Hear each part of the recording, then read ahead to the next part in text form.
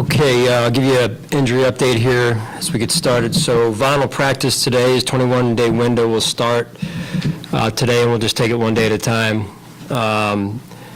Vet rest day is for Leonard Floyd, Matt Milano, and Micah Hyde. Greg Rousseau will not practice. He's out with a foot for this practice. And then limited will be Christian Benford and Jordan Poyer. Benford, shoulder? Shoulder, right. He was able to finish, though, so is that a good sign?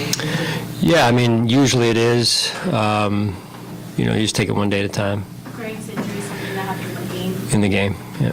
Is Jordan better, same? We think better. Again, we're just going to take it one day at a time and get a better feel for him today here as we go outside.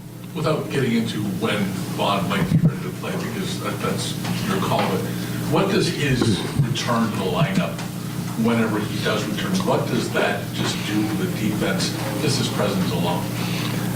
He's going to come in and do his job, just like he's done since he's gotten here.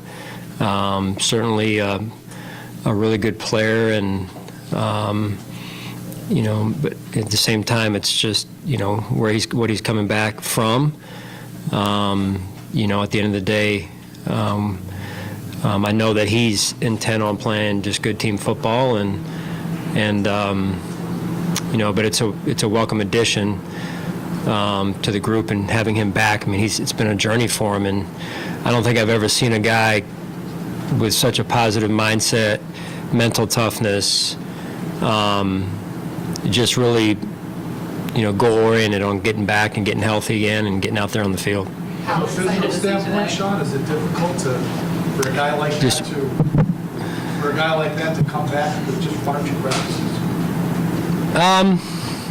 We'll see. That's why we just got to see. Take it one day at a time. One day at a time, but how excited was he today? Or is he? Yeah, he's excited every day he's around here, right? So he's, as you guys know, a positive guy and brings a lot to our building, not just on the field, but off the field, and in terms of his mindset and how he goes about his business. And can you just speak on the contrast of emotions with Tre'Davious White going down, and now another player who's worked his way to come back, making his way back, maybe a boost at the right time? Yeah, I mean, two separate situations, obviously. It's a tough game, right, at the end of the day, so I don't know how else to say it, but it's a tough game, and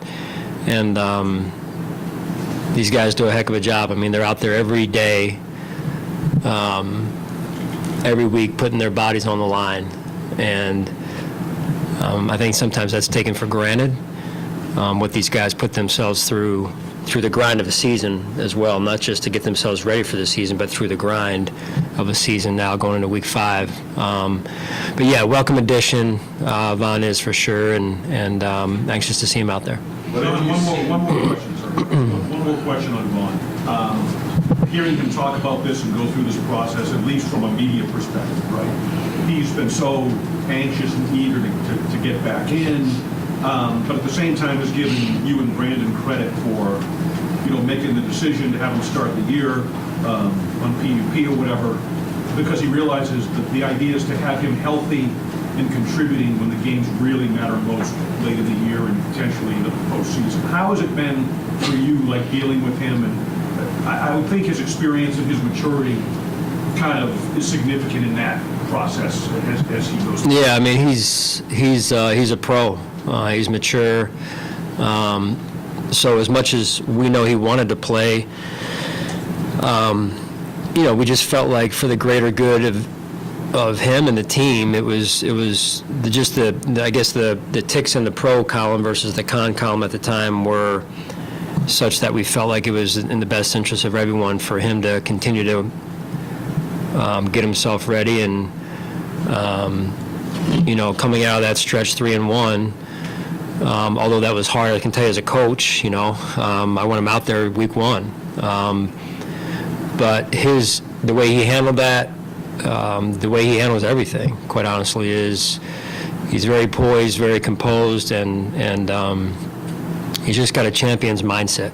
What have you seen from Dave Jackson since week 1 when person Benford got the starting job. What have you seen today? How's he getting locked into practice? Yeah. I mean, great example, and I was asked this the other day, great example of controlling the things you can control and taking all your concerns and putting them in another bucket and letting those go, but focusing on what you can control, what's right in front of you. And I'm sure, he'd probably tell you, he was disappointed, and but outside of a very few, just a couple of minutes maybe that I was around him and I could just tell. But that's the competitor in him, where you're down a little bit. But he's been nothing but exceptional in his mindset as well, and his willing to contribute in any role to the team, and he's just done a phenomenal job. And when he's gotten out there, he's been ready to go. Sean, you haven't done this London trip before. What went into the decision to go over what you are? How did you arrive at that call? Yeah, I mean, I'm relying heavily on our sports science department and Joe Collins and his staff and our training staff, and they've done a ton of research. Joe's actually from there, so done a ton of research over the years, and now it's ramped up, obviously, this off season, and making sure we're going about it the right way here. Seems like, for better or worse, you're trying to treat this as much like a road game. I know it's technically a home game for you, but as much as like a road game as possible. Is that accurate? Well, it is. I mean, we're all going on the road. Well, I guess there's some hoopla that comes with going to play in London. In London. It's kind of special. Sure. It's not something that you do every year. Yeah. As opposed to playing a normal road game. Right. No, listen, we try and normalize things as much as we can. We go to training camp, and there's not a lot of teams that still go away to training camp, and I think that's beneficial in a lot of ways. One of the ways is, things aren't exactly, you're not exactly sleeping in your own bed for, however many days, and their bathrooms are small, and you're sharing bathrooms in some cases, and I think that just helps build some resiliency, and I think that's good in this situation where we're going to be away a little bit of time, and but it also offers an opportunity for us to come together again as a team and spend some time together, and then we've got obviously a challenge in front of us in the Jacksonville Jaguars. Do you feel like the home team? I don't know. I mean, it's kind of. I'm just right now. I'm practicing on a Wednesday practice, John. That's what I'm focused on. They seem to be more comfortable playing in London, having been there before. Because I guess what I'm saying is, what disadvantages might there be for them to have been there for the first time like this? Yeah, no, I think they've practiced. I think they've played, a number of times in the stadium that we're going to play. I don't know, but in the films that I've watched, it seems like there's multiple games of them in this same stadium. So I guess the advantage goes to them. Sean, two things. You said Joe Collins, right? I just want to get the name right. Joe Collins, yeah. Thank you very much. Right. You've always rotated D linemen, and this group in particular, they've been good. Run, pass, you've been good numbers, production. Now you add Vaughn to the mix. Does that help as well? That you don't have to necessarily rush Vaughn or anybody else to put on the field 70% of the snaps, because everybody's doing their part, because this is the philosophy you have anyway.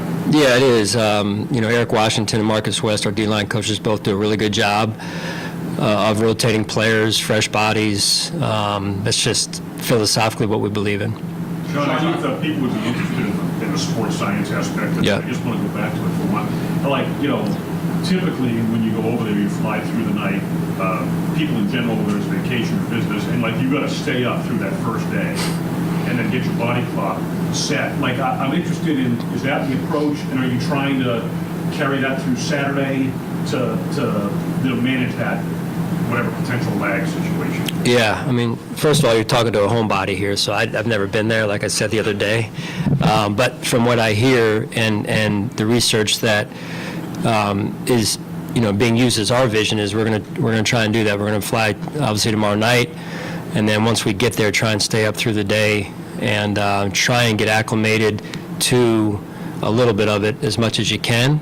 I should probably have Joe Collins and sitting next to me here to answer some of these questions. But I'll do the best that I can in what's been explained to me and why. And I think the cool piece of it is, you know, there's been a number of people working behind the scenes on this since we got word that this was going to happen, and you know, it's a great opportunity. Sean, you've touched on it before, but how do you feel like Kyer has handled what's been thrown at him early this season, and then his readiness to be in the good spot if he's called? Yeah, he's done a good job.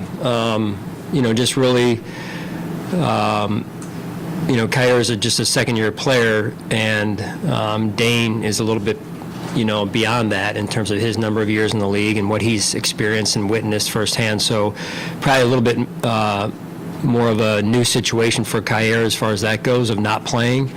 And I think he's done a good job, and now, you know, potentially he could be called upon to play, and he's got to be ready. Sean, Sorry, go ahead. do you anticipate rotating there at all, or do you want to have it just the two same guys? We'll just see. We'll see how practice is today and then go. From a coaching standpoint, when you go into a stadium that you've never been in, what do you look for landmarks-wise? Yeah, I mean, we try and scout out just directional, you know, flow of the wind, not to get too specific, but, you know, where the play clocks are located, because that's obviously important as it relates to the signal callers, and just overall playing surface, just to name a few. Hey, Sean, is Russo's foot injury a concern at this point? Is it like that impact Bond's, having to activate Bond possibly? Yeah, I mean, I know he's pretty sore today, so we'll just see how he comes back tomorrow. All right, thanks, guys. Joe will be up here in a little bit if anyone wants to. We have 1,000 questions. Good. Hey, we should let you.